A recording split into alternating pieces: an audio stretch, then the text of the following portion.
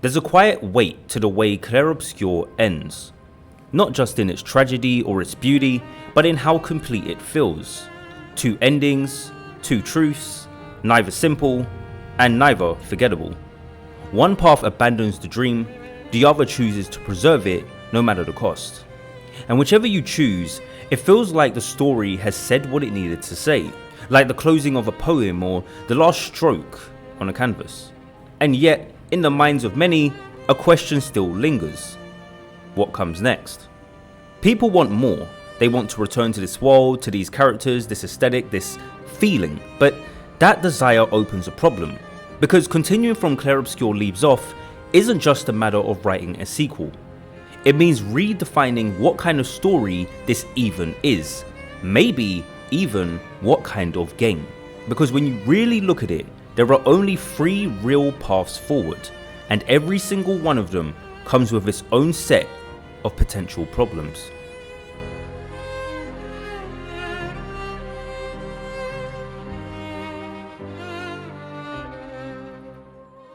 So let's start by looking at where Clair Obscur actually leaves us. By the time the credits roll, you've made a choice with enormous consequences. You've either destroyed the canvas, freeing Verso from the cycle of endless painted expeditions and letting the illusion collapse, or you've kept the canvas alive, crowning Maelle as effectively the new paintress, sustaining that fragile, tragic world just a little longer. Both of these endings are huge, definitive moments. One pulls the character into an uncertain, perhaps even terrifying reality beyond the canvas, hinting at forces in the real world, the writers, who might be even more powerful or more dangerous than anything we faced before. The other traps them within the painting, with Maelle taking on the burden of creation and destruction, carrying forward the legacy of her mother. And either way, the story feels like it's been wrapped up. The big mysteries such as why there's gamages, what the paintress really wants, what even is this world, it's all been revealed. The twists have all landed. The central questions have been answered. So if you want a sequel, you can't just continue in a straightforward way. You're left with a shattered illusion, a new paintress, and a world whose secrets have already been exposed.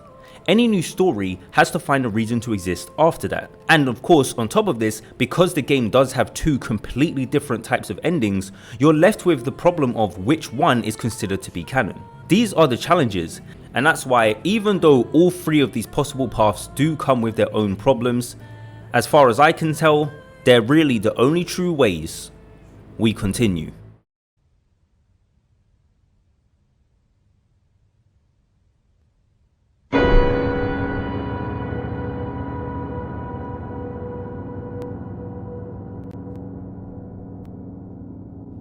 If a sequel chooses to make the Maelle ending canon, it means staying within the canvas. That's the route that preserves the core aesthetic, the same surreal painted dream world, the same haunting sense of beauty and dread. On the surface, it feels like the most natural option, letting players step back into a world they recognize, still defined by its dreamlike atmosphere and painterly logic. But there's a big challenge. The twist is already spent. In the first game, so much of the tension came from discovering what the canvas was and realizing everything you believed about this world was a lie. If you return to the same place, with the characters and the audience fully aware of the canvas's nature, you lose that sense of wonder and shock that powered the first story. So the sequel's conflict would have to change. Instead of uncovering the canvas, it would most likely be about governing it, reshaping it, or even surviving under Maelle's new reign. Maybe she struggles with the same burden that crushed the previous paintress. Maybe the rules of the canvas begin to break down, or as a byproduct of her own flaws, new terrifying horrors begin to slip through into the world. That could absolutely work, but it's a fundamentally different type of story. It moves away from a mystery towards a story of power, responsibility, or the cost of creation itself. And then there's the question of expeditions. The original game framed its structure around these deadly expeditions, tying gameplay and narrative together. But if Maelle is now the paintress maintaining the canvas, it might not make sense to keep sending out expeditions as before. In fact, future games might drop the expedition subtitle entirely, leaving that as a one-off subheading.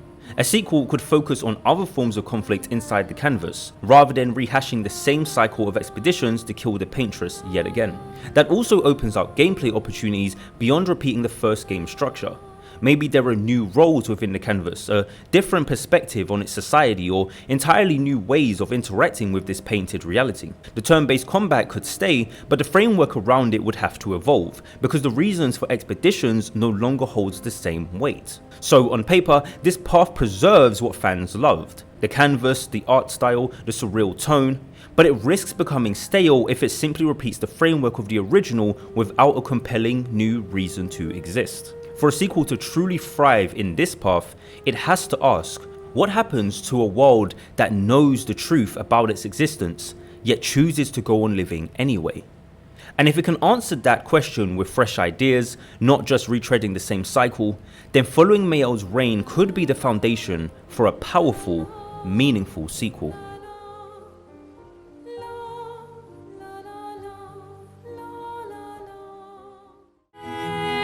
Où tout commence, rien ne finit.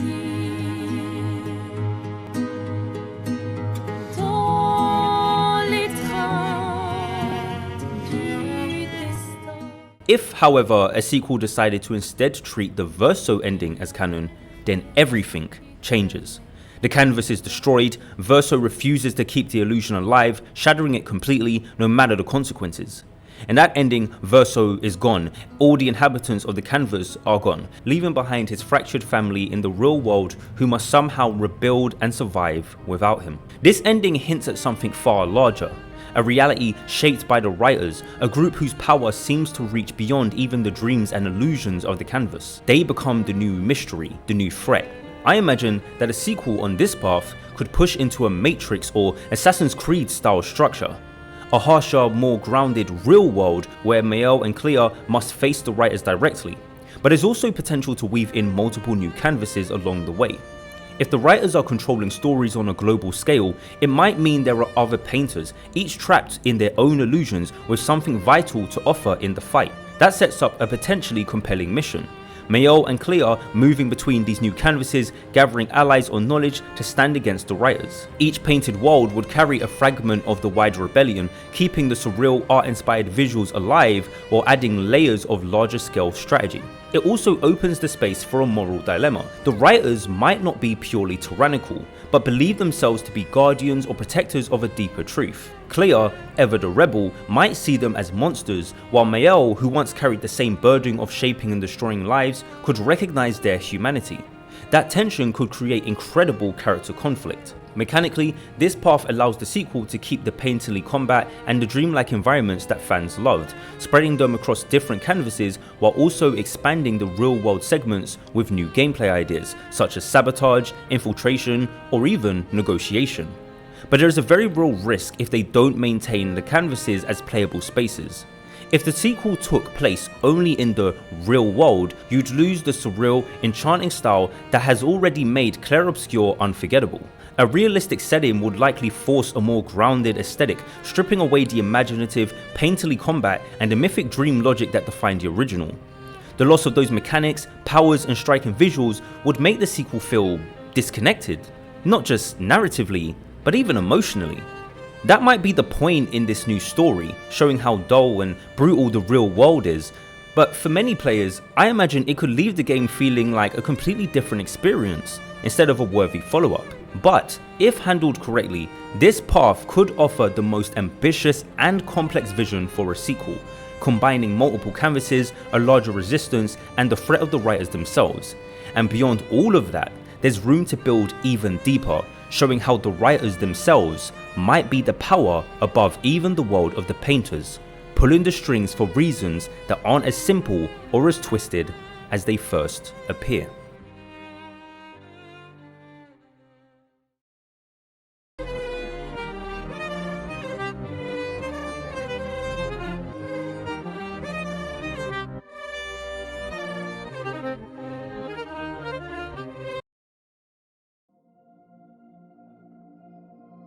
The third path that I'm going to suggest doesn't pick an ending at all. Instead, it treats Clair Obscur as an anthology, a series of self-contained stories set in different painted worlds with entirely new characters, conflicts and settings. Rather than directly following Maelle, Clair or anyone else in the Descendre family, The next game could tell a fresh tale under the Clair Obscur banner, exploring a new painted nightmare with its own rules and tragedies. Now there's a clear logic to this. The concept of the canvas, or any dreamlike world shaped by art and illusions, is powerful enough to support endless variations.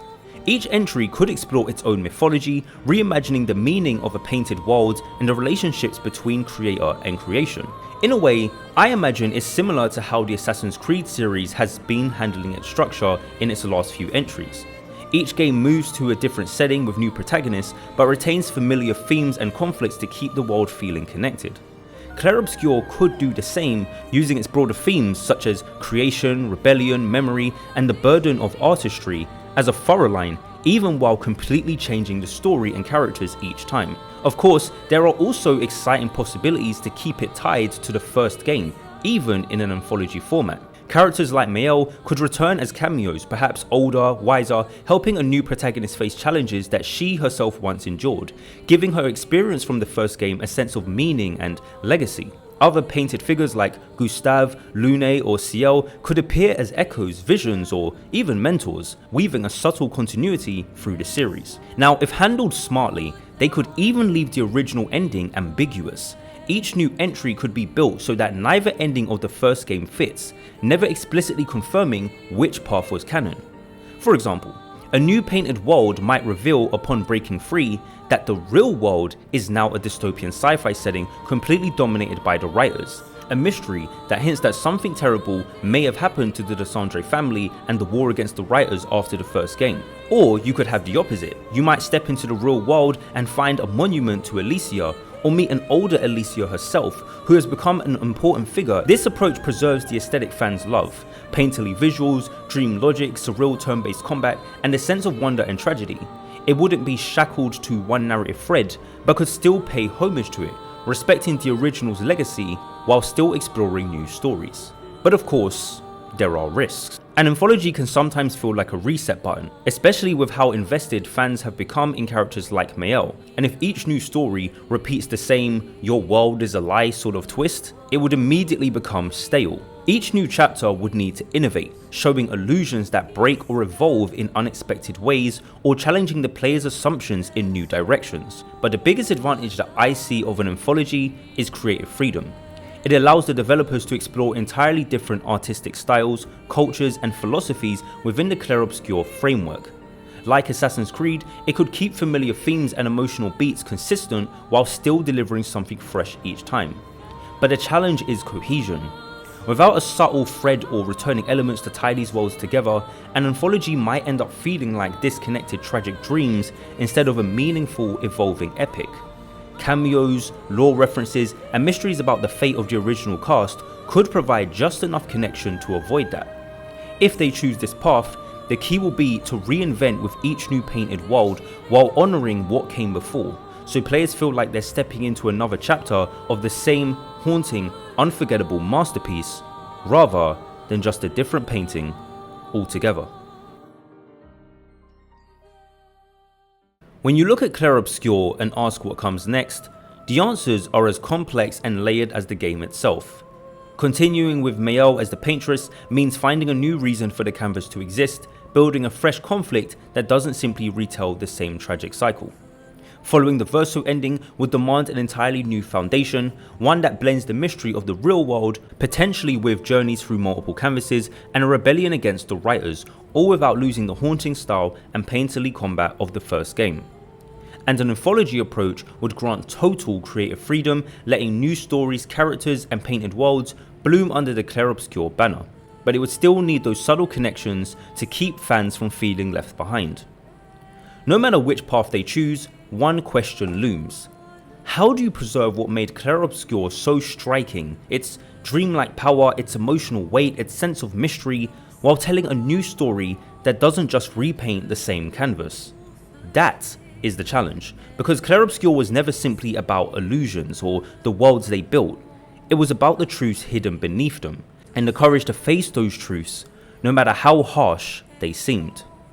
In the end, any sequel worthy of the name must understand that. The paint may change, the stories may shift, but the heart of it, the question of what we choose to believe, must remain. You know, every once in a while, there's a game that comes out that just completely takes the industry by storm. We had Baldur's Gate 3 be the last true example of that, I think, a couple years ago, and Clair Obscur has followed in pretty much the same vein.